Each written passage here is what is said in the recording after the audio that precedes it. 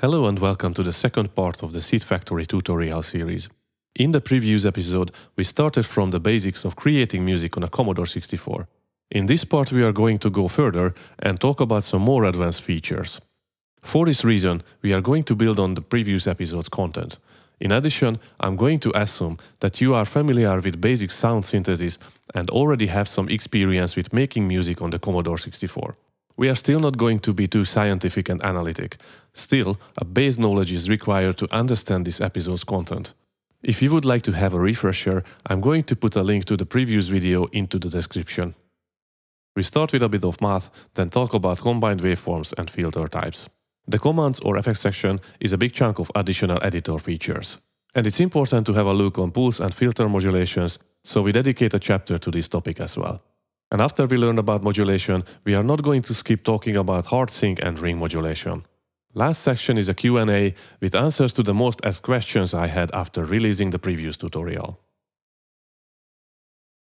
Before we fire up SID Factory, we need to talk about an important part of the SID. Its official name is the memory address of voice control registers. It might sound a bit scary, and after having a look on the Wikipedia page, it is a tad intimidating for anyone who has no hardware and programming knowledge. I'm waving my hand, which you can't see because I have no camera. Please imagine me waving and nodding while I'm saying, yeah, I'm not a programmer and my hardware knowledge is also limited. For this and many more reasons, the numbers and math behind this section of the SID will be incredibly simplified. So what all is this about? The voice control register is the place where we can set up our instrument's fundamentals, set a waveform and turn on or off some additional features. These additional features are gate, oscillator sync and ring modulation. We will ignore the rest, but feel free to open up the Wikipedia page and learn more about it.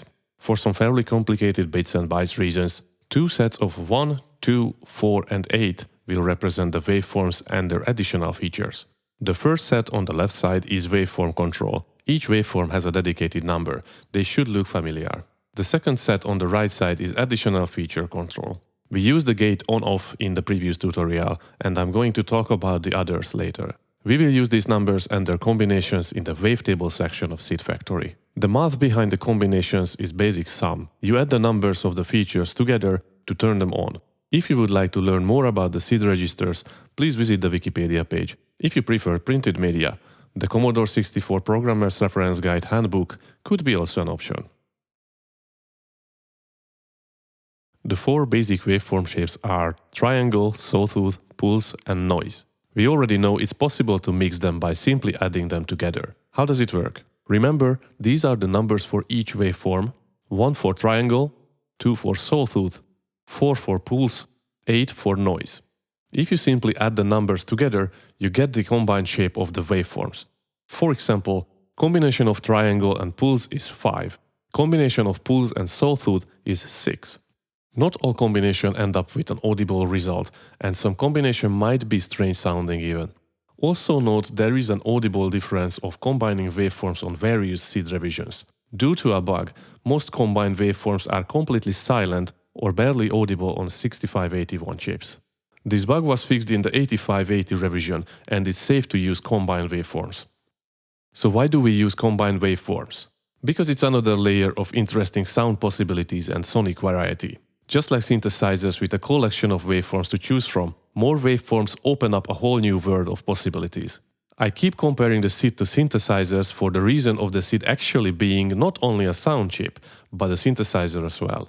The fundamentals are the same, only the workflow is different. Instead of using physical buttons, knobs and faders, we type hexa numbers into an interface to control the sound. And actually, menu diving in a synthesizer is basically just finding the right feature and setting a value, just like in the SID. Okay, so how do these waveforms sound like?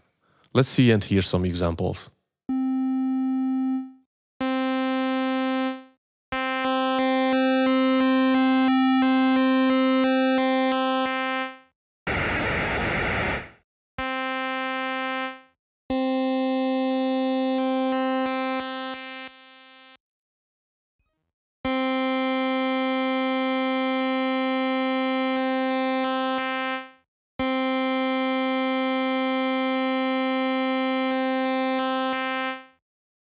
Combined waveforms, where pulse is part of the combination, will require a pulse width value as well. This was demonstrated with the pulse width steps in the previous example. What is a filter? As its name suggests, we can filter frequencies out of our instrument. In general, filters remove certain frequencies from the sound. Its basic parameters are filter type, it tells us which frequencies are allowed to pass through the filter. Cutoff or cutoff frequency is the frequency point where the filter will be applied. Resonance, it emphasizes the cutoff point by adding a narrow boost around the cutoff frequency. It results in increased volume on higher resonance setting. The filter slope in the SID is 12 dB per octave. It means the attenuation at 1 octave beyond the cutoff point will be 12 decibels lower than the other frequencies up to and including the cutoff point. For example, a low-pass filter at 440 Hz with 12 dB of slope will cause the 880 Hz to be 12 decibels quieter. The SID has a filter circuit which has multiple stages: low-pass, high-pass and bandpass. It's also possible to combine these filter stages similar to the waveform combinations. Low-pass or high-cut filter passes frequencies that are lower than the cutoff and progressively cuts the frequencies above the cutoff. High-pass or low-cut filter is the opposite of the low-pass filter. Frequencies below the cutoff are removed, while higher frequencies are preserved.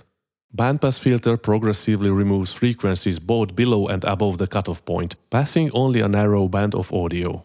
Combination of low-pass and bandpass is called high-stop. Combination of bandpass and high-pass is called low-stop filter. These will reject the low and high frequencies respectively. Combination of low-pass and high-pass filters is called a bandstop filter. It is the opposite of a bandpass filter. Everything is passed through except the band of frequencies around the cutoff. Bandstop filters are sometimes called band reject or notch filters. The help overlay gives us a nice overview and explanation of the types and their values. We will use this information in the filter table. This help overlay also explains the filter modulation section. We are going to talk about it later. For now, I'm going to demonstrate the filter types and their sound.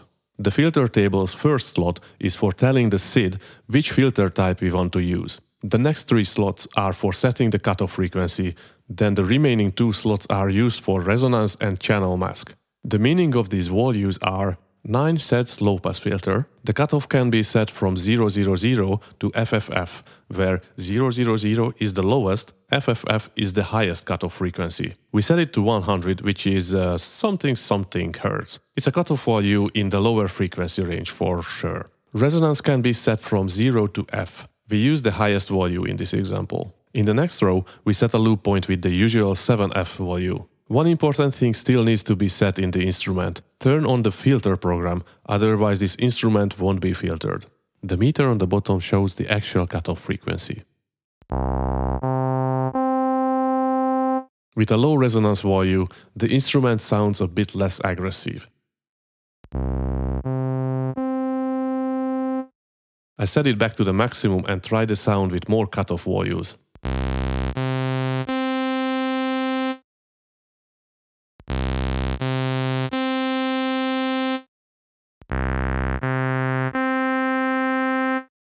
Now let's hear how the high-pass filter sounds like. I leave the resonance on maximum and set various cutoff frequencies. Notice how the sound gets weaker and more slim when the cutoff is higher. The low frequencies are cut, the high frequencies are passed through.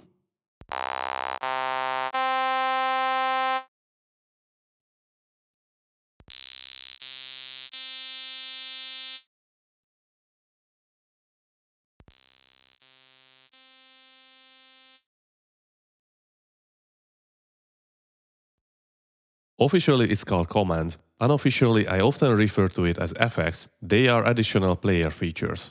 With them, we can make our music more exciting, more alive, or just simply go crazy with sound design. Some of these effects are direct controls for the SID parameters, some are table pointers for modifying the sound on the fly. We can define 64 commands. Their respective row numbers should be added to the sequence into the middle column. Commands can be used and reused anywhere in the song in the middle column of any sequence, if this command column is not yet occupied by another command already. The first column of the command is reserved for note delay. Values between 0 and F can be used to delay the execution of an effect. Delay value is not based on time or frame, but on tick. One tick is one row in the sequence. The length of a tick depends on the song's tempo, and a command can be executed on any empty tick in the sequence. This delay can be useful for delaying an effect, obviously, for example delayed vibrato or echo effects.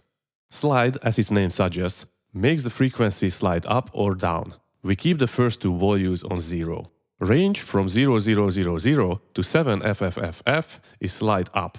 Range from FFFF to 8000 is slide down. See the pattern here? It's similar to the pulse and filter modulations range. Slide beyond of a couple hundreds does not sound too musical, but can be good for creating sound effects. Once a slide is started, it will keep on going until the note ends, including the release stage of the ADSR envelope. There is no minimum or maximum slide value. If the slide's frequency reaches the minimum or maximum frequency of the SID, it will simply turn over and keep on going.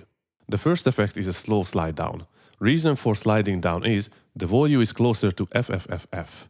Actually, it's only 10 steps away from it. If this distance is larger, but is still in the range till 8000, it would cause a faster slide effect.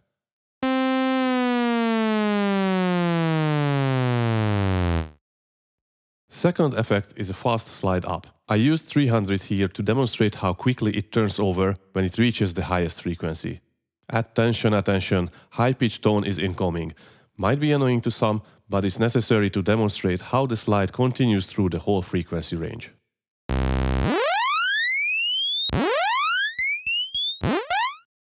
Portamento is another type of sliding from one note to another. Its command number is 2. This effect gives us more control than the slide. We can define how fast or slow a note shall bend to another, and it's also possible to keep it going or just stop it at any point during the slide. Stopping it will cause an immediate jump to the target note. There is no up or down, only speed of Portamento is used.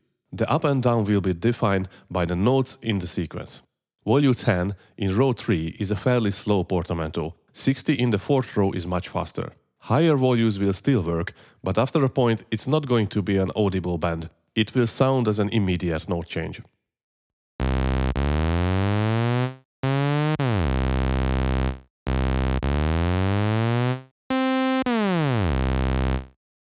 After the note bend effects, we have a look on another type of frequency bend, vibrato. Its command number is 1.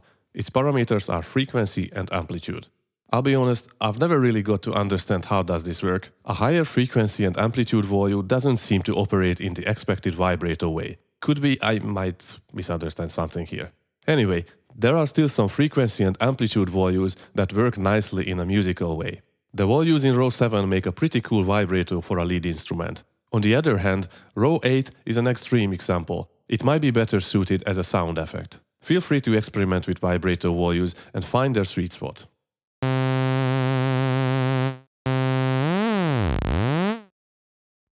We can change the ADSR envelope with commands, so there is no need to create a new instrument only for the ADSR being different. Use cases, for example, creating an echo effect. An ADSR command can be note-only or can be persistent. A note-only version will change the ADSR envelope of the note that is applied to. A persistent version will have an effect on the following notes as well until we change to another instrument, or we can add the same instrument's number 2 to revert to its original ADSR values. 8 is the note-only, 9 is the persistent ADSR's command number. The other 4 slots are the same attack, decay, sustain and release that we use on the instrument. In row A, the release stage of the envelope is much longer than the original value. In row B, the sustain and release values are much shorter, causing a short and quiet, staccato-like sound. In row C, the 4, 0, 1, decay, sustain, release make a different staccato-like sound. I use it to imitate an echo effect.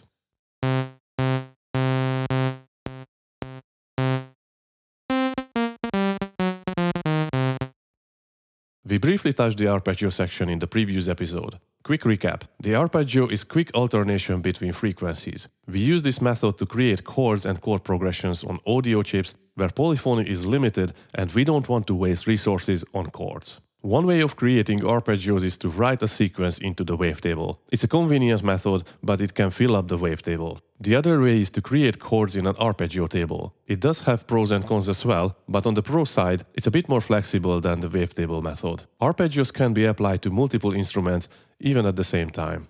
These arpeggios are created by shifting the frequencies by semitones, and they are not tied to only one note. First, let's see how we can build up an arpeggio in the wavetable. First column, waveform. In this example, it's a sawtooth. Second column, transpose value. In the first frame we do nothing, the instrument will play the root note. In the second frame we transpose it up by 3 semitones. In the third frame by 6 semitones, and in the fourth frame by 8 semitones. Close the sequence with the usual 7F, loop it back to row number 2. In the arpeggio table the method is the same, except there is no waveform slot. We work only with the semitone transpose values. The arpeggio command starts with 3. Then in the second column we set its speed. 0 will alternate between the given semitones with the maximum possible speed. Any other number than 0 will slow it down. Third row is a pointer to the arpeggio table. In this case it points to the very first row in the table. Here we start with 0 semitones, then 3, 7 and A, which is 10 semitones. Remember, we use hexadecimal numbers. For a change, the loop point in the arpeggio table is 70, and the loopback point is always the point after the previous 70, or in this case, the very first row of the table. Second arpeggio command also starts with 3, otherwise it wouldn't be an arpeggio command. This time we have 2 in the middle column. It slows down the speed of the alternating notes. 5 in the third column points to the arpeggio table's fifth row, where the semitones are set to 0, 4, 7 and B, closed by a 70. I'm wondering why 7F is the loop point everywhere except in arpeggio table. There must be a reason for it. In the sequences, an instrument can be set to do arpeggio at any point, just add the command to the command column. Of course, the instrument can be set to arpeggiate wherever we want it to happen.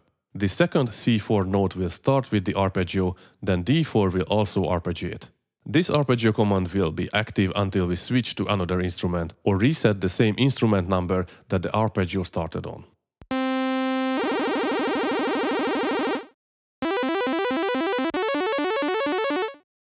The waveform can be also replaced with another one from the wavetable by a command. Its number is B, and the other slot is for a jump point in the wavetable. Wave command in the fifth row sets a jump point to 0B, where we force it to switch to a triangle. The other wave command sets a jump point to row 8 in the wavetable. Here we force the oscillator to switch to a pulse waveform. Let's make it more interesting and force a modulation on the pulse width. The command for this is called pulse index. This is also a simple jump command to a specific row in the pulse table. The example jump points to row 2, where the following happens. 8 sets the pulse width to 800, then on the next row we add 20 to it for 40 frames. On the third frame we subtract 20 for 40 frames, and loop it back with a 7F to the third row in the pulse table. This modulation method should be familiar from the modulation section of this tutorial.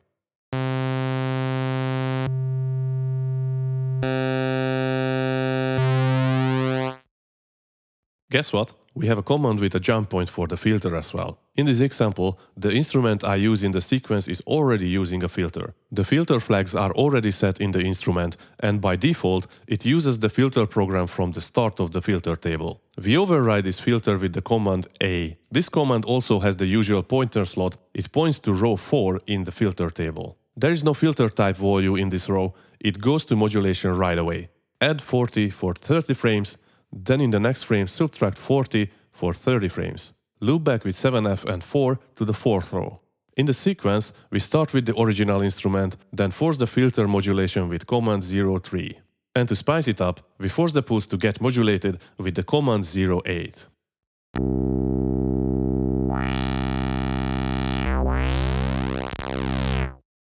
Tempo can be changed while the music is running. It's a cool feature and can be especially handy when the tempo is not fast enough for quick trills or quicker rhythms. Switching between normal and swing tempo is also a cool way to spice up the rhythm section.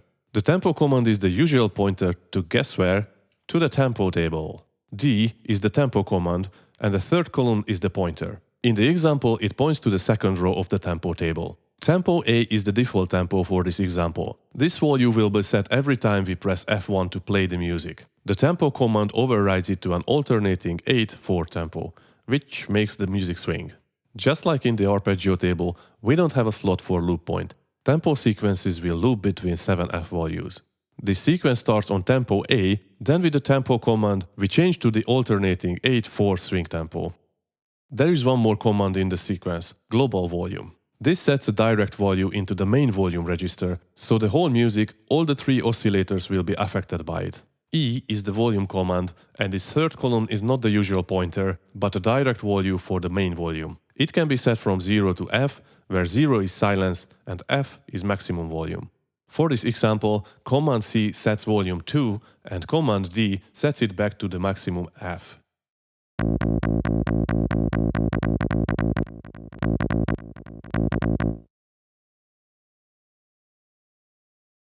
We are going to have a closer look on pulse and filter tables. The help overlay, reminder, press F12 to bring it up, explains the parameters, but it might be a bit cryptic for a non-programmer-minded musician. These two tables work in a similar way. The same method can be used to manipulate the modulation. First we have a look on the pulse table. For the waveforms example, I filled it up with numbers. It was a demonstration of various pulse width settings without modulation, only by setting a direct value to the width parameter. The table is separated into 3 columns. We are splitting it up in a different way because modulation point of view it makes a bit more sense. The very first column on the left and the number 8 are the first step of setting the pulse width into something else than 0. 8 tells the player that the following 3 numbers are for the width parameter, and the column on the right is a frame counter. What does the example from the waveform section do? 8 tells the player that the following 3 numbers is a pulse width value. Here I use 100, which sets the width to a narrow pulse. 10 on the right side means this row and the settings are going to be active for 10 frames. Then execution will continue to the next row. The next row also starts with 8. With this and the following 200, I set the width value to 200 for another 10 frames. Following this logic, the next rows will change the pulse width by hex 100. Each row will last for 10 frames. At the end of the section we have the usual 7F on the left and 0E on the right. The 7F closes this modulation section and loops back to row 0E, so the pulse width is kept on F00. There is another way to modulate pulse width, the math method. The first 8 is the command for we want a specific value for the pulse width. This is the pulse width value on the first frame. We can give it a value from 000 to FFF.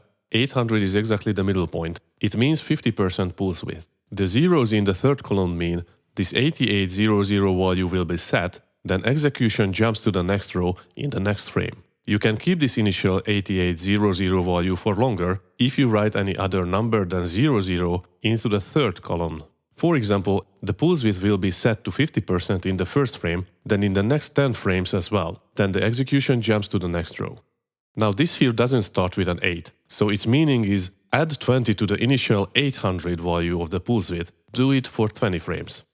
Again, here we don't start with an 8, but now we subtract 20 from the pulse width value for 40 frames.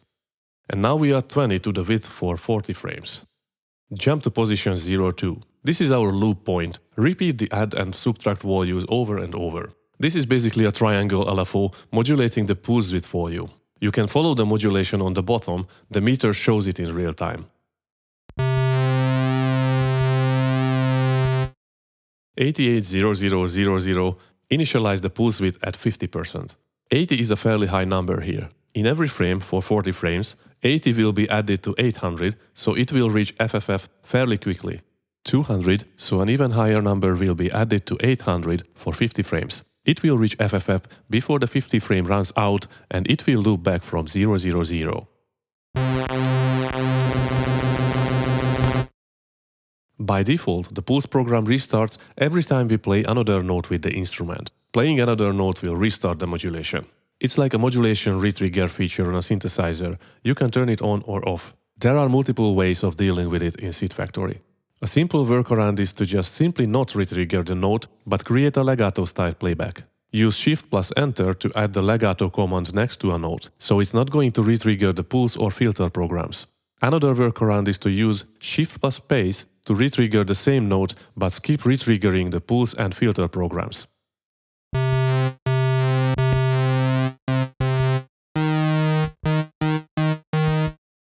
These methods will not work in more complicated situations, and there is a third method where we simply tell the instrument to skip retriggering the pulse program. For this to work, we need to set the instrument flag to 8. With this method, the pulse program starts running when the instrument number is set in the pattern. Keeps on going without retriggering until the next instrument number is set.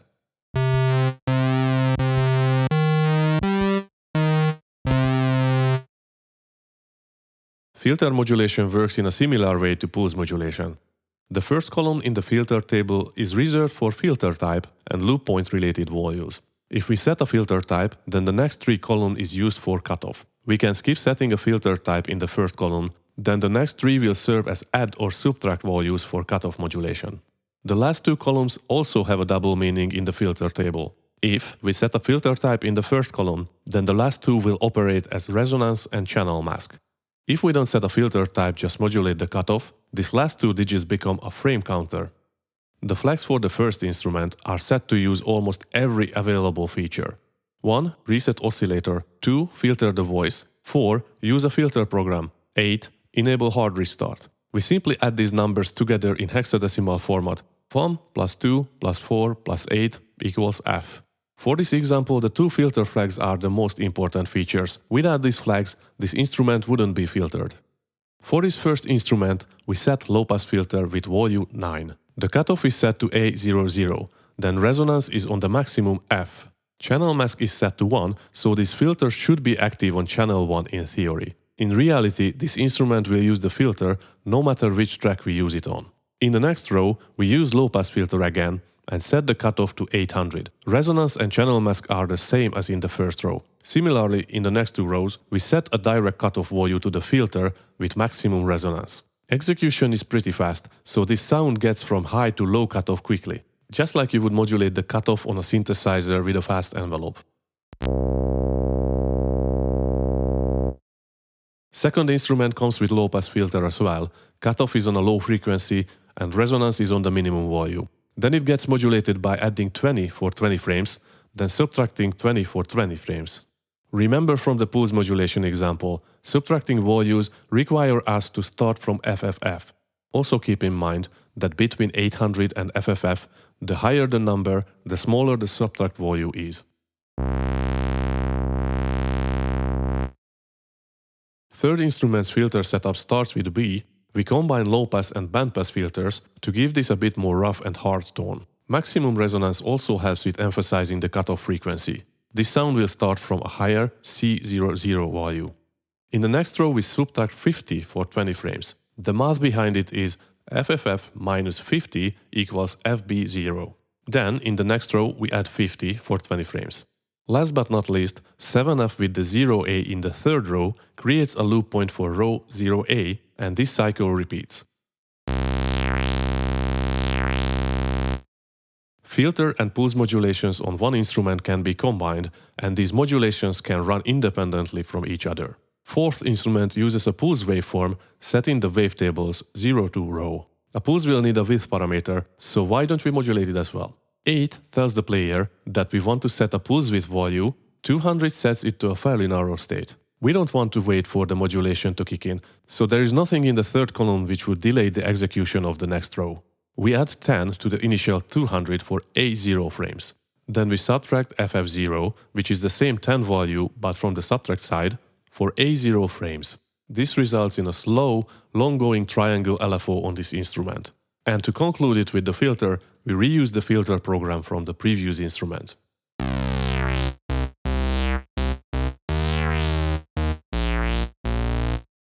Similar to the pulse program, the filter program do restart every time we play a note with the same instrument. Unlike with the pulse, there is no instrument flag for not resetting the filter.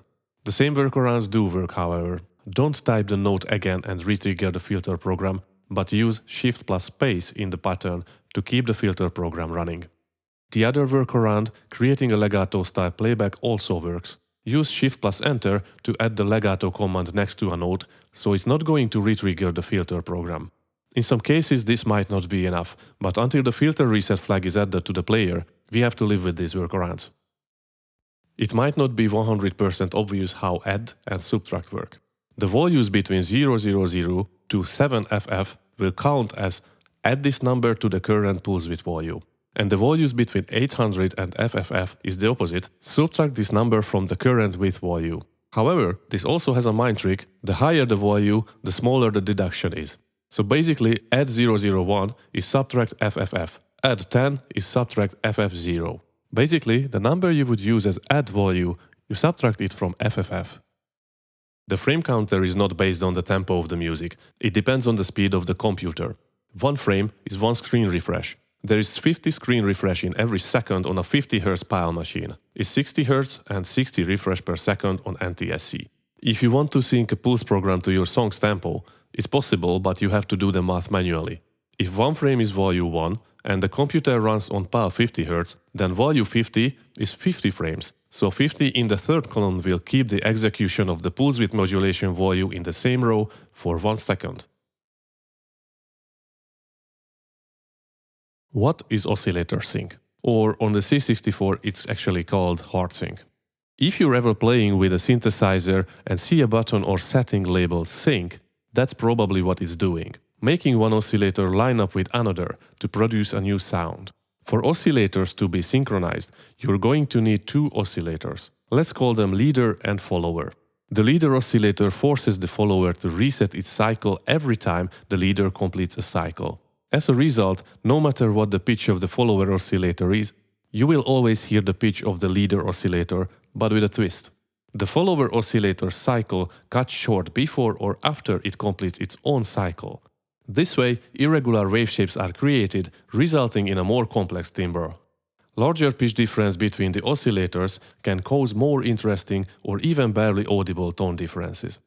Oscillator order does matter. When oscillator 1 is the leader, oscillator 2 must be the follower. When oscillator 2 is the leader, oscillator 3 is the follower. When oscillator 3 is the leader, oscillator 1 is the follower. Let's demonstrate how Hardsync does sound like. The first instrument is a pulse with some light width modulation. This instrument is going to be our leader oscillator on track 1. The second instrument will be a triangle with Hardsync on. How do we utilize Hardsync on a waveform? The first byte is the waveform. Triangle is 1, so I type a 1.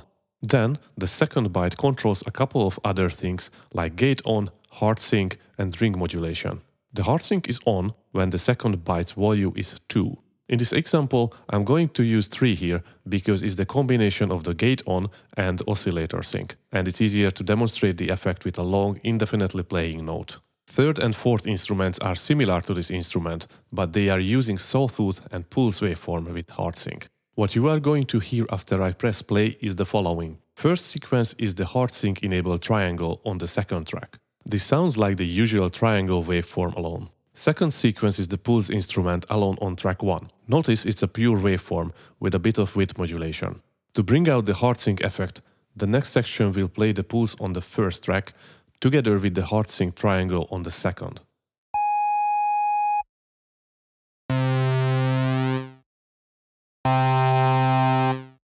Now the effect is subtle because not much else is going on. We just keep some steady notes playing for some time. It gets more interesting with some pitch sweep on the Hardsync triangle. In the command section, you can see the slide down command is already created. 00 means I want to use the slide command. FF00 means the slide is going to be a slide down from the note that this command is applied to in the sequence.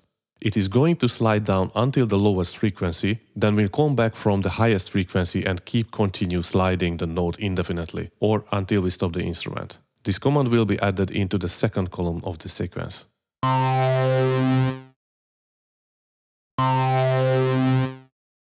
Okay, so this is much more audible and cooler sounding than the static notes. Let's play more with notes and slide.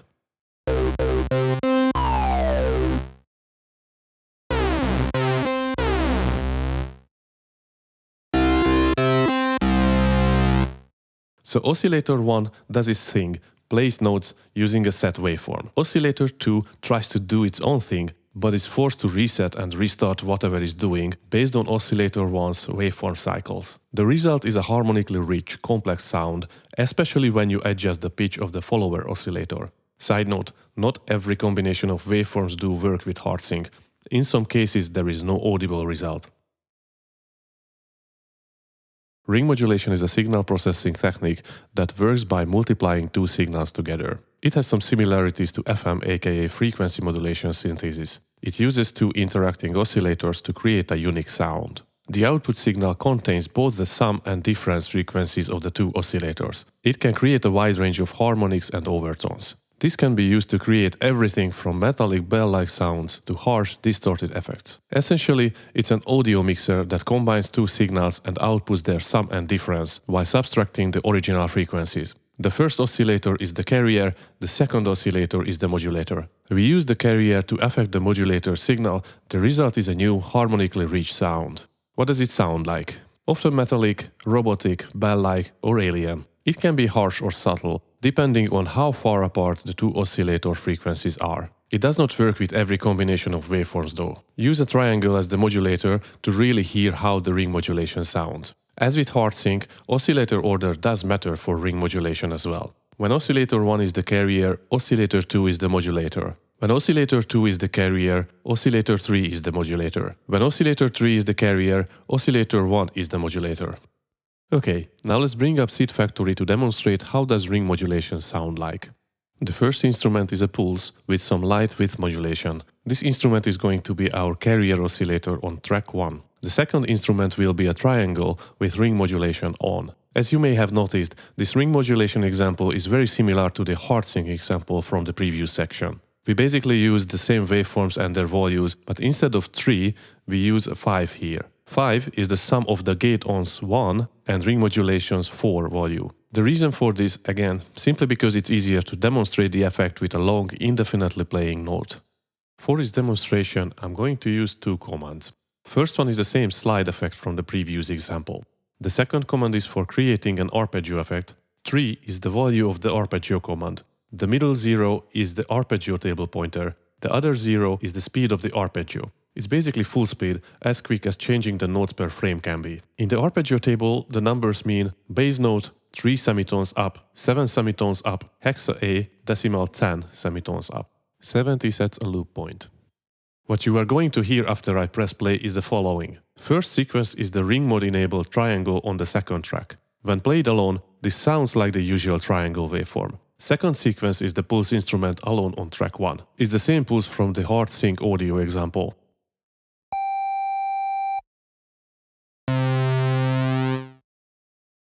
To bring out the effect, the next section will play the pulse on the first track together with the ring modulated triangle on second. First, the frequency distance between the two notes is fairly short, then I increase it for a more dramatic effect. Let's go further and make it more complex. In the next section, the arpeggio effect will be used on the triangle waveform first. It creates a nice bubbling sound as the arpeggio is stepping 3, 7 and 10 semitones. Then, the arpeggio effect will be on the pulse, making a simple chord progression. The ring modulated triangle with the slide down effect will create a classic space arpeggio tone.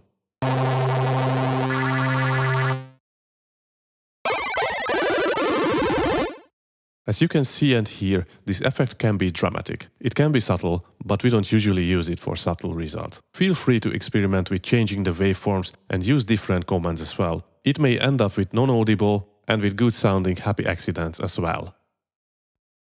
Every tutorial should have a Q&A section, right? Not to worry at all, I also have it covered. Disclaimer, these might or might not be the most asked questions ever. What's the point of making music on a 40+ years old computer? First, the SID is a subtractive synthesizer, of course with many limitations, but essentially it is a proper synthesizer with unusual control interface. We can make some pretty decent and modern sounds with it, but it needs to be done in an unusual way by typing numbers into an interface, and these numbers grant us direct control over every synthesizer parameter. And second, it's chiptune. It's a beautiful and simple way of creating music with a restricted amount of features. It can spark joy, and one needs to think outside the box to come around the limitations. Instead of visual representation of parameters, why are most of editors based on numeric interface and hexadecimal numbers? Hexadecimal numbers is the language of the computer. Typing numbers into specific memory locations gives us direct control of the features and parameters. On a real Commodore 64, CPU resource is limited, and there is not much room for a fancy user interface. For this reason, most music editors come with a minimalistic but effective, sometimes very abstract workflow. You have to know what you are doing. Typing random numbers into random parts of the editor might or might not work. Mostly won't work. Resource should not be a problem with modern cross-platform tools, so why they are still not utilizing the more familiar synthesizer interfaces with knobs, faders and buttons?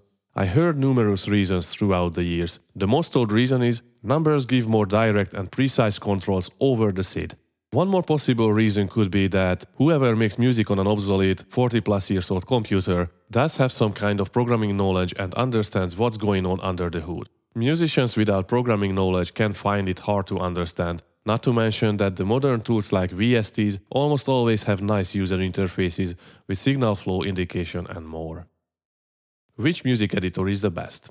The best music editor is the one that you like the most. Tools have different learning curves. You have to put in the time and the effort into mastering any of them. I started with Demo Music Creator back in 1991 for the reason it was on one of the discs that I received from my friend. If it were another tool, my story would be different. In 2016, I came back to C64 music after a 10 years hiatus, and the most obvious editor choice would have been GoTracker, as the most famous and known SID music editor tool. But GoTracker's interface just doesn't click with me. I have hard time navigating through features and composing music with it. I ended up with SID Wizard. Somehow it felt more comfortable and learning curve was shorter, especially with the help of its author Hermit, who is a good friend of mine. Then, in 2021, I had a silly idea to compose one music in each month of the year with the twist of using a different music editor each month. This was the time when I found SID Factory 2 and fell in love with it immediately. It was like I was home, it was very quick to learn its interface and workflow, and for this reason I'm biased when I say SID Factory 2 is the best music editor for the Commodore 64. TLDR, don't be afraid to experiment with music tools and don't expect a quick result. If this is the hobby you want, spend the time to master it. Eventually you will find the best tool for yourself to make music with. Why SID Factory and why not GoTracker or any other music editor? SID Factory's interface and workflow is the closest to me. I feel comfortably at home every time I start fiddling with it. Other music tools might have different set of features. For example, SID Wizard is a hell of a modern tool with modern features like keyboard follow for filter and more. Pick the tool you like the most, get familiar with it, and don't be afraid to experiment. Can you share your SF2 work files? Some of them are already part of the official SID Factory 2 pack. Download the latest build and check out the files in music/vincenzo folder. You can also find more work files from other composers in the music folder. They are all worth to be checked. If you have a specific music in mind that is not part of the pack, don't hesitate to send me a message. Do you plan to make an episode with analyzing a full and complete music? Absolutely yes. I strongly believe that showing how music was made and pointing on various important sections is a great way of education. I plan to make separate episodes where I go through of examples, analyze what's going on, and try to explain what is happening in the music. I would like to say thank you to Saj and the Beatscape crew for inviting me in 2025 again and let me talk about the Commodore 64 and SID Factory 2. Wikipedia, Producer Hive, and FabFilter synthesis and sound design pages served as source and inspiration for this tutorial.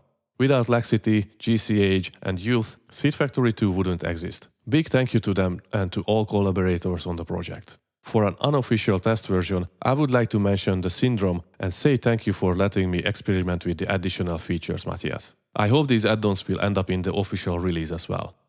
This concludes the second episode. Thank you for watching, I hope you enjoyed it. Until next time.